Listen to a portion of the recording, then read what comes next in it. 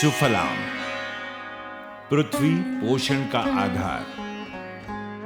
समुद्र के उत्तर में और हिमालय के दक्षिण में जो भूमि या देश स्थित है उसका नाम भारत है और उसकी संतति को भारती कहते हैं। ब्रह्मांड के सभी ज्ञात ग्रहों में पृथ्वी एक ऐसा ग्रह है जिस पर जीवन सर्वाधिक सुलभ है। भारत के प्राचीनतम ग्रंथों में से एक अथर्ववेद के पृथ्वी सूक्त में प्रकृति, पर्यावरण, चर अचर का ज्ञान ऋषियों द्वारा मुखरित हुआ है।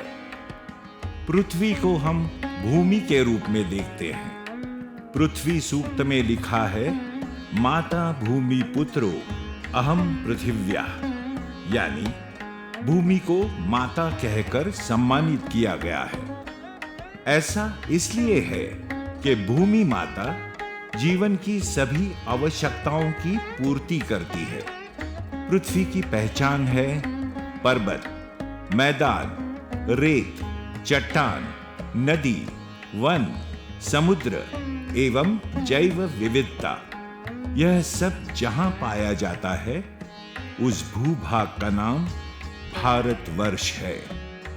भारत को भौगोलिक, सांस्कृतिक और अध्यात्म में विविधता का वरदान प्राप्त है। यही विविधता हमारी संपन्नता का कारण है। विश्व के जैव वैविध्य वाले 36 प्रमुख स्थलों में से 2 भारत में स्थित है।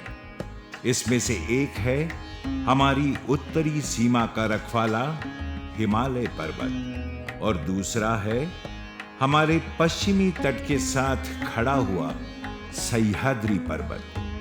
भारत की पर्वत श्रृंखलाओं की विशालता और विविधता का अंदाज लगाना कठिन है। पूरे साल में 400 मिलीमीटर से अधिक वर्षा ना पाने वाली राजस्थान की मरुभूमि से विश्व का सबसे अधिक औसत वर्षा पाने वाला चेरापूंजी हमारे देश में है। वनस्पतियों और जीवों की असंख्य अनूठी प्रजातियों का यह घर है। जहां नदियों में गंगा, यमुना, नर्मदा, सिंधु, गोदावरी, ब्रह्मपुत्र, कावेरी, महानदी आदि हैं, वहीं अनगिनत झरने, तालाब, पहाड़, विशाल समुद्र तट, दूर तक फैले हुए मैदान प्रकृति का मनोहर रूप दर्शाते हैं। कश्मीर से लेके कन्याकुमारी तक स्वर्ग सी सुंदर भूमि, रंग बिरंगे फूलों और फलों से लदे हरे भरे पेड़ प्रकृति की सुंदरता को बढ़ाती है। प्राकृतिक विविधता के साथ हमारी भूमि की विविधता भी विलोभनीय है। हमारे यहाँ 45% भूमि में खेती होती है।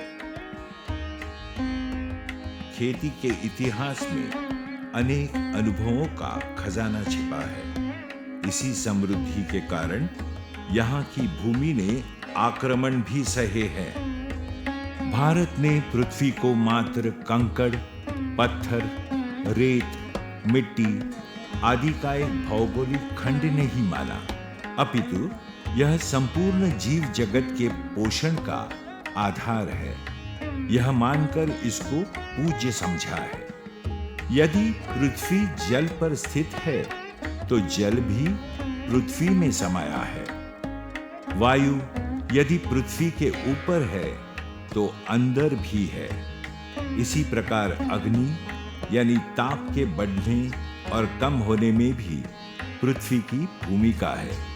सभी पंचतत्व आपसी समन्वित होने के कारण अविलगीय है।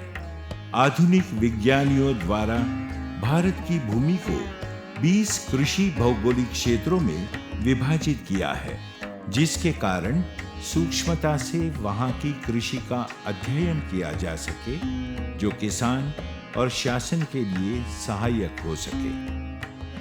पृथ्वी का महत्व तभी अधिक है जब उसकी भूमि उपजाऊ हो। समस्त जीवों की भूख शांत करने हेतु भूमि पर कृषि की परंपरा प्रारंभ हुई, जिसमें पशु, पक्षी, कीटक और भूमि की मदद से किसान अन्न उत्पादन करता है। इस प्रक्रिया में एक दूसरे के सहयोग के कारण उत्पन्न हुआ आपसी स्नेह भाव भारत में बैलपोला, गणगौर, अंबुवाची एवं वसुबारस जैसे त्योहारों से समझ में आता है।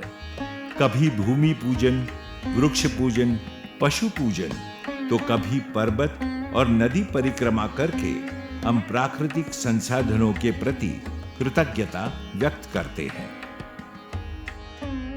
भारत में कृषि परंपरा हजारों सालों से है। कृषि कर्म, पशुपालन और पशुचारण की पुष्टि करने वाले प्राचीन स्थल पूरे भारतीय उपमहाद्वीप में फैले हुए हैं। भूमि की उपयोगिता हेतु कृषि ज्ञान दो रूपों में ज्ञात है। पहला हमारे किसानों का अनुभव और दूसरा संहिता रूपी ग्रंथ, जिनमें वृक्षायुर्वेद, कृषि पाराशर, कृषि सूक्त आदि ग्रंथ उल्लेखनीय है। यह भाग्य ही है कि भारतीय कृषि की परंपरा को जीवित रखने वाले कृषक आज भी है। भारतीय कृषि के अनुसार भूमि का अर्थ केवल मिट्टी तक ही सीमित नहीं है। कृषि की भारतीय अवधारणा में किसानों ने हजारों वर्षों से भूमि को जीवित रूप में माना है। भूमि में एवं आसपास में विद्यमान प्राकृतिक तत्वों का वैविध्य और परस्परावलंबन भूमि के जीवन के लिए आवश्यक है। मिट्टी के अंदर स्थित सूक्ष्म जीव, कीटक, जंगली पशु, पक्षी, पेड़ पौधे, फसलों के अवशेष इत्यादि भूमि को जीवित रखने के घटक हैं। पृथ्वी पर मनुष्यों सहित असंख्य जीवों का जीवन है। यह जीवन पृथ्वी पर स्थित विशाल वन संपदा, खनिज संपदा, जल संपदा के कारण भी है।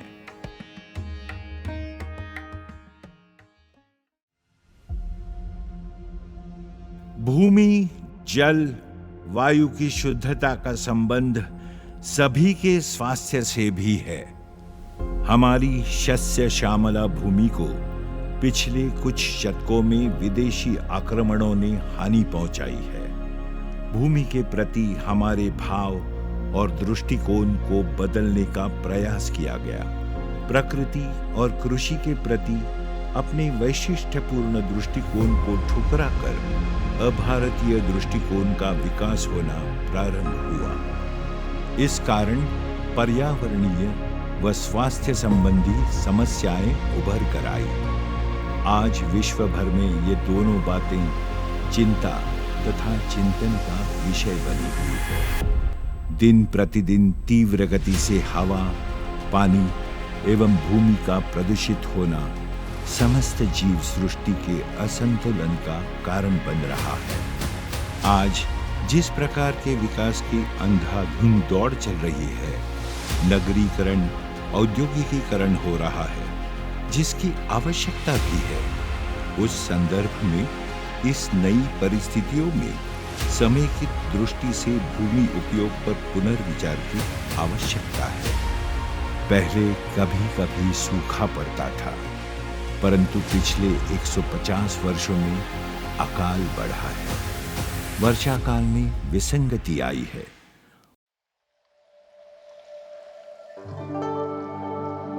गर्व की बात है कि आज भारतीय चिंतन पृथ्वी के संसाधनों के प्रति भारतीय दृष्टिकोण तथा भारत के किसानों, कृषि वैज्ञानिकों, नीति निर्माताओं और प्रशासकों का एक समन्वित प्रयास है, जिसमें आशा की किरण दिखाई देती है।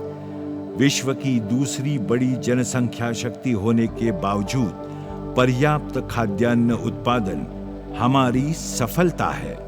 एक तरफ जहां हानिकारक कृषि रसायन चुनौती बनकर सामने खड़े हैं, तो दूसरी तरफ भारत के परंपरागत अभ्यास की तकनीक इसके समाधान के लिए तैयार है।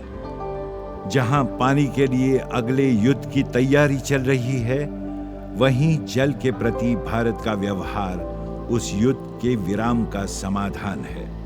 जहां दुनिया फैलती हुई बीमारियों से भयाक्रांत है, वही भारत की ग्रामीण और वनवासी जीवन शैली एक उम्मीद बनकर सामने आई है। भारतीय संस्कृति में पृथ्वी पर उपलब्ध जल, जमीन, जन, जंगल, जानवर के अस्तित्व का समान महत्व है। दुनिया की व्यक्तिवादी सोच से परे परहित और परमहित की नीति भारत में सदैव लागू रही है। परंपरागत ज्ञान और आधुनिक तकनीक की सकारात्मकता को समान रूप से भारत स्वीकार करता है। समस्या नहीं, विकल्प के प्रयोगों को कड़ी मेहनत से सिद्ध करने के प्रयास भारत की मिट्टी की विशेषता है। सभी क्षेत्रों में भारतीय विकल्पों को मुख्य धारा में आने का यह सही समय है। हमारा प्रयास है कि कार्यक्रम और कार्य के साथ साथ कर्म की प्रवृत्ति बनी रहे। यह पृथ्वी मात्र प्रतिस्पर्धात्मक व्यवसाय का स्थान नहीं, अपितु एक आनंदमय जीवन जीने का कर्म क्षेत्र है।